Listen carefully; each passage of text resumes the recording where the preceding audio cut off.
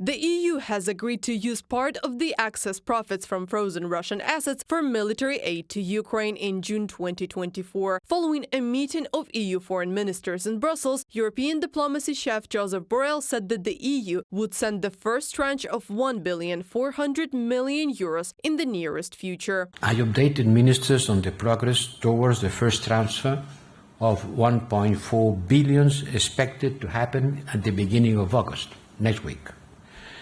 And we are set to finance the acquisition of priority military equipment, once again air defense, once again ammunition for artillery, and also, and this is new, procurement for the Ukrainian defense industry. According to the EU, the total amount of interest income from frozen Russian assets will amount to €2.5 to €3 billion annually. Ukraine will receive €1,400,000,000 in the near future and another €1 billion by the end of the year. According to the Ukrainian defense minister, these decisions are extremely important for strengthening the country's defense capabilities and supporting Ukrainian manufacturers. On May 21, 2024, the EU Council decided to allocate 90% of the frozen assets of the Russian Federation to Ukraine Assistance Fund, which is part of the European Peace Facility. These funds will be used for Ukraine's defense needs. Rustem Umerov, Minister of Defense of Ukraine, on Telegram. The EU has approved the decision to transfer to Ukraine the profits from frozen Russian assets, despite Hungary's resistance.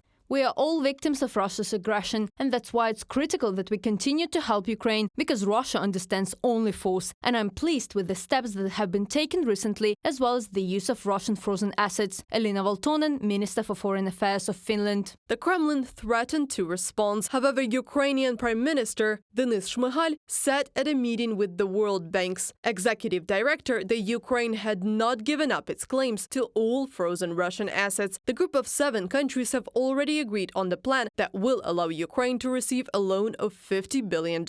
It will be repaid from revenues from frozen Russian assets. Reported by Anastasia Tarnavska, Natalia Husak, Volodymyr Shtangelov, UATV News.